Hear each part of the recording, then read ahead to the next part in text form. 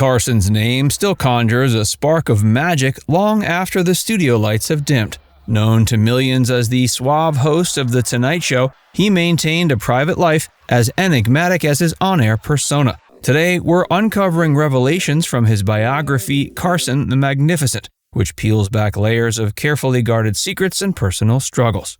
Behind the glowing lights and meticulously timed monologues lay an inner life bursting with secret passions, intimate moments of self-doubt, and personal intricacies that the public rarely saw. Carson the Magnificent unravels these hidden dimensions through an extensive exploration of his past, a journey that begins in the modest, unassuming landscapes of the American Midwest. In his early years, his fascination with magic was more than a passing interest. It was the foundation upon which he built his approach to performance. In small venues and local gatherings, he discovered that captivating an audience required more than a practiced smile. It demanded a willingness to reveal just enough of oneself to create an air of mystery while keeping the essential magic of the experience intact. Over time, his experiences in those intimate settings honed his sensitivity to human emotion and the nuances of timing, preparing him for the national stage. Colleagues who spent time with him during the formative years of The Tonight Show recall how he would often slip away after rehearsals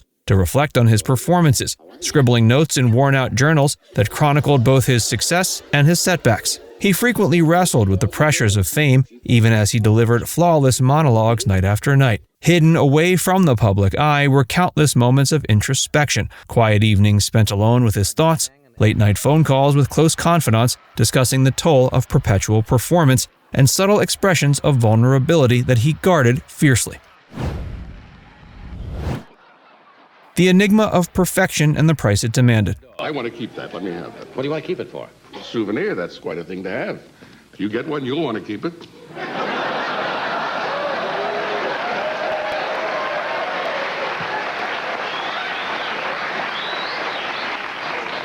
If I get one, I'll go, because I don't have to suck up. Carson's legendary precision on television was celebrated as a hallmark of his craft. Every meticulously timed joke, each deliberate pause, and every carefully honed quip appeared to be the product of a lifetime dedicated to perfecting his performance. Yet Carson the Magnificent delves deep into the paradox of this unyielding perfection, one that required sacrifice, relentless self-examination, and an inner dialogue that was as punishing as it was inspiring. His early obsession with magic, where every trick demanded flawless execution, soon transformed into a broader pursuit of perfection that permeated every aspect of his career. On stage, the slightest miscue was not merely a performance error, but a personal failure. Friends and longtime collaborators recall times when a single faltering moment would send Carson into a spiral of self-criticism, rehashing the mistake again in his mind. Several anecdotes in the biography illustrate the struggle vividly.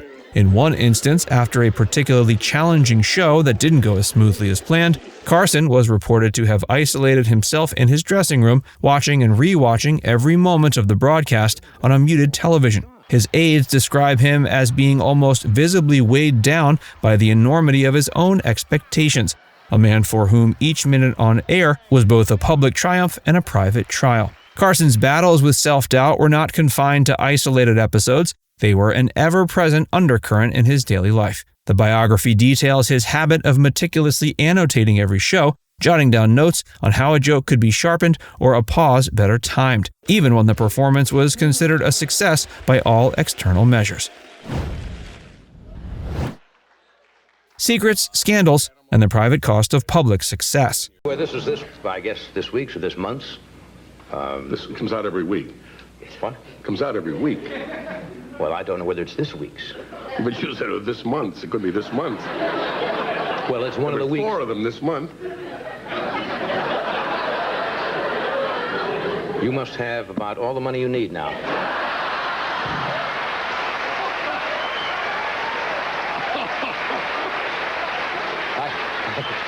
I can sense when you really have it piled up. I mean, this is just a place to come get your mail and get your phone calls. Beneath the smooth veneer of Carson's celebrated career was a storm of personal controversies and intimate betrayals. Carson the Magnificent doesn't shy away from these darker chapters.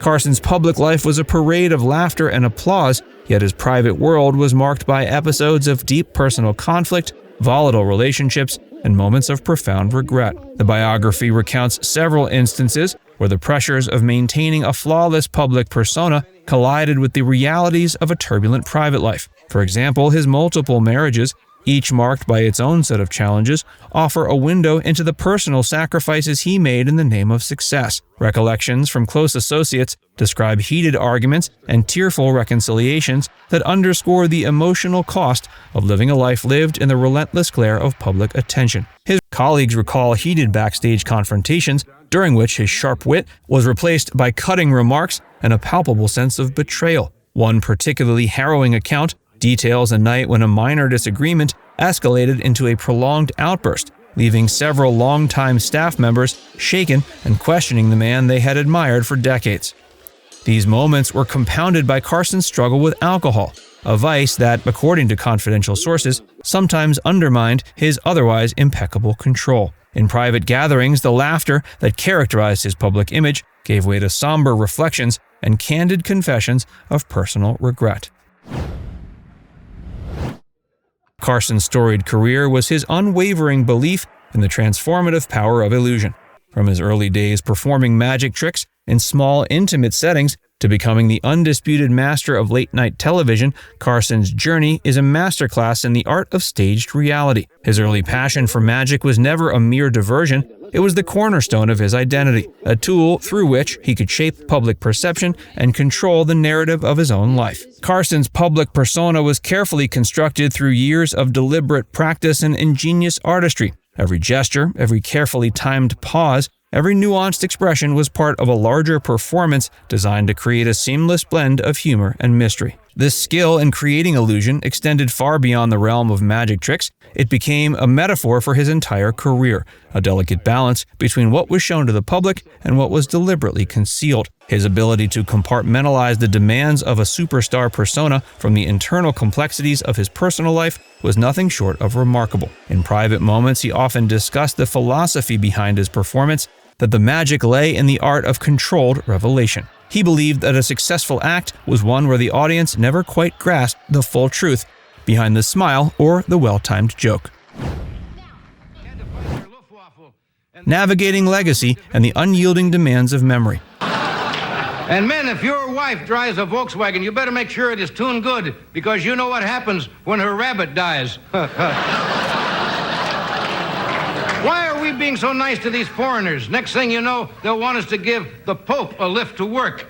Johnny Carson's impact on television and popular culture is immeasurable, and his personal struggles have become an integral part of his enduring legacy. His departure from The Tonight Show was not merely a career milestone, it was the closing chapter of an era that forever altered the landscape of late-night entertainment. The biography captures this poignant transition with extraordinary detail, painting a picture of a man whose influence extended far beyond the borders of broadcast television. In the wake of his retirement, his mythic status only grew. He became both a revered mentor to a new generation of comedians and a symbol of an era defined by a unique blend of charm, wit, and discretion. Former colleagues often recall how Carson would take time to nurture the talents of emerging stars like David Letterman and Jay Leno, sharing his deep reservoir of knowledge and offering guidance with a rare combination of generosity and acerbic humor. Now it's time to hear from you.